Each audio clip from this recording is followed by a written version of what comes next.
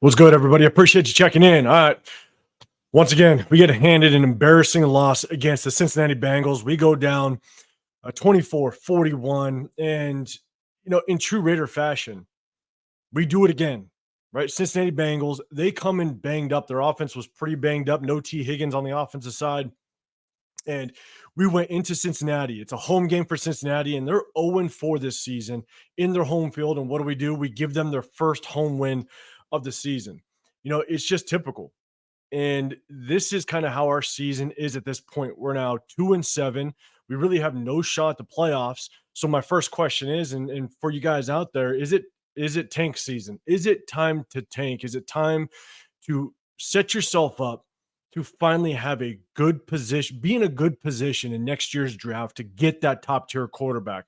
Because we obviously know Gardner Minshew is not the answer. Aiden O'Connell is not the answer. And let's be honest, Ritter is not the answer either. Now we're gonna talk about Ritter because he did jump in the game around the third quarter, and so we're gonna talk about Ritter real quick. But we're gonna have break this whole thing down. But before we do, if you can, hit that like button, subscribe, turn those notifications. My next giveaway is at 4,000 subscribers. So if you want to be included in that, make sure you hit that subscribe button. Also, turn on that notification bell so you know when I do drop more content, and also when I go live, with some of the guys, other content creators here on YouTube. And so, again, make sure you hit that notification bell. So, in my opinion, I think we have a lot more concerns than just the offense. One of the things that I've been a little concerned about is the defense side of the ball. Now, mind you, we have a lot of injuries, right? Marcus Epps isn't there. Malcolm Kuntz went down earlier in the offseason, and then just before our first game, week one, and then Christian Wilkins goes down, right? So definitely some players that we're missing on the defensive side. But here's the problem, is that we constantly, almost week in and week out, we let the offense kind of drive down and score on their opening drive. And we knew going into this season that we were going to we're going to ride the backs of this defense to make sure they keep us in games. But this is where it was tough. You have Joe Burrow that completes, I believe it was his first 15 passes. He was 15 for 15 to open up the game. The Bengals offense didn't punt the ball until 5 minutes left in the third quarter. Right? We let this run game go after us. I believe at the end of the first half, I believe the Cincinnati Bengals, their rush offense was averaging over 6 yards a carry. Going in the second half, I mean, we couldn't stop anything. Joe Burrow ended up throwing for 5 touchdowns, made him look like the superstar that everybody believes he is. I mean, this is just kind of what we've come to realize with this team, is that at the end of the day, this entire team is struggling.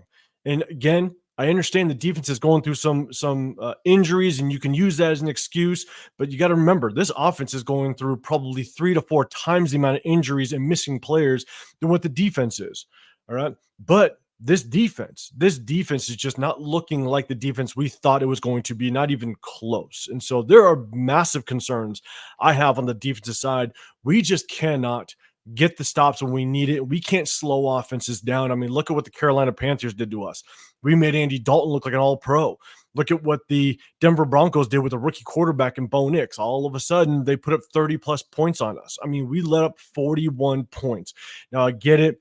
It was tough. Our offense could not get going. That's all on the offense. But at the end of the day, Joe Burrow it wasn't like he was going deep either. It wasn't like he was taking deep shots, and all of a sudden we're just getting beat up on top. I mean, he methodically moved down the field. They were just kind of taking what the defense was giving them, right? They were just going down there, 5-yard pass here, 7-yard pass here, but then all of a sudden, bang, here comes the run game, and they rip off, 7 yards, 9 yards, 10 yards. I mean, this defense just could not stop anything, and we were supposed to rely on this defense. We were supposed to depend on this defense. And so I think we have bigger problems than just the offense. I think we just have not only do we have a coaching staff problem, we have an offensive problem, but we also have a defensive problem, because this defense just does not look anywhere near what we expected. And so even though the defense just really did struggle, there are some positives you can take out of it. Isaiah Pola-Mao, I mean, he looks like he can be that replacement to Marcus Epps. So Marcus Epps may not be here next year. And so he's definitely stepping up. And I like what I'm seeing out of Isaiah Pola-Mao. Then you got Trayvon Morg that's doing a really good job. Yes, I believe he was the one that got beat for the touchdown later in the game. But 95% of the game, Trayvon Moore is playing some solid football, especially coming up and supporting the run, kind of being one of those box safeties. And so I think we have two safeties that we can continue on. Maybe you extend Trayvon Morig, you re-sign Isaiah Palomau, and so I think the safety room is really starting to come together, even though we have the injury to Marcus Epps. And then Jacorian Bennett. Jacorian Bennett looked good. He had that one really good play down the sideline on um, Jamar Chase. And so, you know, Jacorian Bennett, he's definitely looking like he could be one of those solidified, just that number one corner. Jack Jones, he had that pass interference call. He did have that pick six, which again, just like he did against the Chargers, he jumped it perfectly and took it back for pick six. But again, I think there's a lot of question marks on whether or not Jack Jones can truly be a good, reliable corner still, because he's been beat up all season long. I mean, uh, receivers are taking it to him. He doesn't have the closing speed like he looked like he had last year. He doesn't have that lockdown ability that a lot of us thought he could have, or a lot of us wanted to see going into this year. And so, but again, some positives that we can take. Jacorian Bennett definitely looks good. Trayvon Moore continues to impress, and Isaiah Palomau looks like he is deserving maybe just an extended contract, or just kind of re-sign him towards the tail end of the season. So again, a lot of concerns on the defensive side. Again, they have injuries, but a lot of concerns on the defensive side. Definitely something that we need to pay attention to moving forward. And then let's look at the offensive side. Nothing but injuries. And here's the problem is that when you have injuries like we had during the game, you had Colton Miller go down. Andres Pete comes in, and then all of a sudden he gets injured. Cody Whitehair gets injured. Thayer Mumford comes in and just absolutely gets beat up by the Cincinnati Bengals defensive end. I mean, Thayer Mumford just looks horrible. He wasn't even the backup. He was the second string. He was the third string. That was after Andres Peak got hurt. Then Thayer Mumford comes in, and then you got Harrison Bryant that lipped off a little bit. I think he came back in the game. But again, Harrison Bryant is one of your key targets now that Michael Mayer's been out for so long. Harrison Bryant definitely has a role in this offense, and he goes limping off. And so, again, just a ton of injuries. We can't get the running game going. And this is something that I think Gardner Minshew really needed. This offense needed was to kind of rely on this run game.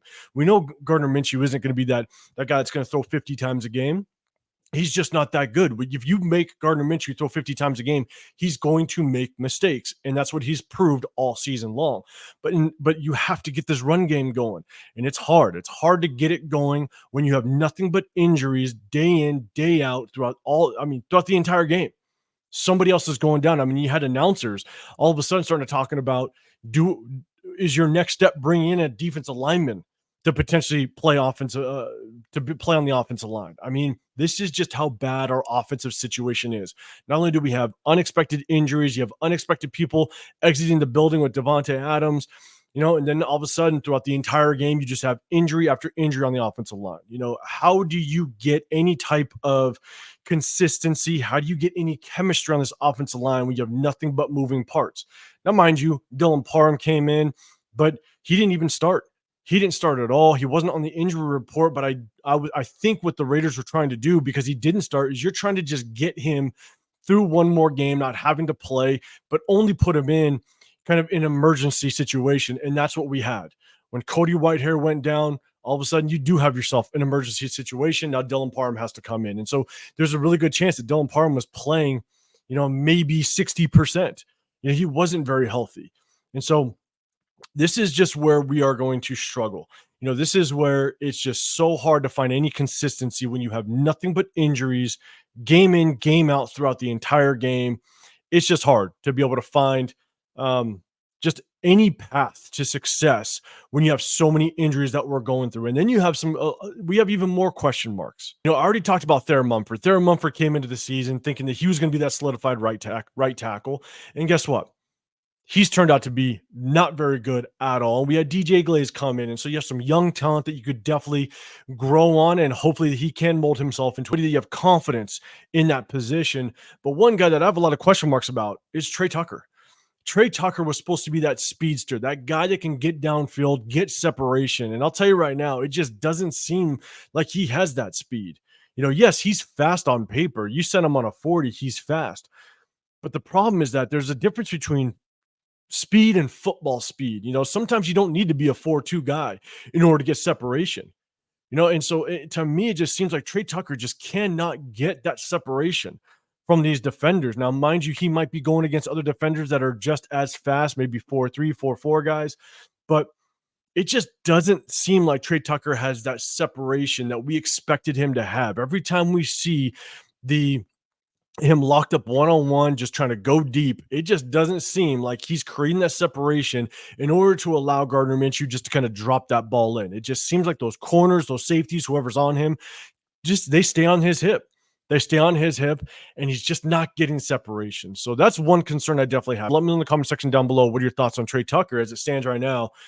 Is he still that speed, or that guy that could take the top off the defense and be that reliable speed receiver that we need in order to kind of create everything else open underneath? Let me know in the comment section down below. Now let's look at the positives. Okay, some of the positives: Jacoby Myers, he came out and he balled. I think Jacoby Myers is really starting to solidify himself that we can look at him as a true number one receiver.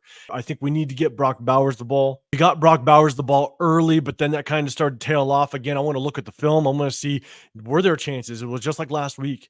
Last week we thought Brock Bowers disappeared. Well, guess what? If you go back and look at the film, Luke Getsy actually schemed Brock Bowers open. There was probably 4 to 5 chances that Gardner Minshew could have gotten the ball to Brock Bowers, but he just didn't pull the trigger. He didn't pull it. And so Brock Bowers is open. Luke Getsy schemed him open. But again, Gardner Minshew just either didn't see it or he just didn't pull the trigger and just didn't trust his arm to get the ball there. And so, but again, Brock Bowers, up until that last touchdown, unfortunately, Brock Bowers kind of disappeared a little bit. So again, I'm going to watch the film to see really what happened. But then you saw JPJ at center all game long, and I think JPJ did a very good job at center. I think that's the future. I think that's where we're going to see JPJ be kind of moving forward. That's going to be his solidified position. And so here's my thing, though, is Andre James. He was on the injury report. I wonder why that is. Is he truly injured? I know he got hit pretty hard last week in the game where he kind of laid on the ground for a little bit longer than normal. And so maybe there truly is an injury there, but the trade deadline's coming up. Do we see Andre James on the move? And I'll tell you right now, I hope Andre James doesn't come back next season. So maybe he is going to be on the trading block, and maybe we can get like a 7th round out of him, a team that needs a center or what have you, maybe. But I wouldn't mind. I wouldn't mind seeing Andre James traded, and JPJ starts the future in his career at the center position. But then you got Jordan Meredith. Again, I want to go back and watch the film, but I think just going through the game, I think Jordan Meredith played a pretty solid game at left guard.